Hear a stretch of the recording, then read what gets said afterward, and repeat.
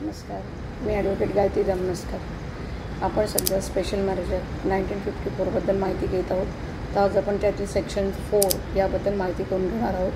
त्याच्यामध्ये condition related to solemnisation of marriage under Special Marriage Act याबद्दल माहिती दिलेली आहे. पहिली अट अशी आहे की neither party has a spouse living, म्हणजे दोघांपैकी कोणाचाही पार्टनर संबंधित त्यावेळी नसावा. दुसरी अट आहे is incapable of giving valid consent to it consequence of unsoundness of mind, दोघेही मानसिकदृष्ट्या सदृढ असावे. तिसरं असं आहे the male has completed the age of 21 and female the age of 18 years, पुरुषाचं वय 21 आणि स्त्रीचं वय 18 वर्ष पूर्ण असावं. आणि चौथं असं आहे की they should not come in the degrees of prohibited relationship, एकमेकांच्या नातेसंबंधात त्यांचं एकमेकांशी संबंध नसावे. अशा प्रकारे या अटी आहेत आणि त्या संबंधात या अटी जर पूर्ण होत असेल तर तुम्ही स्पेशल मॅरेज ॲक्ट खाली लग्न करू शकता. तर चला याबद्दल अजून माहिती घेऊन लवकरच भेटू.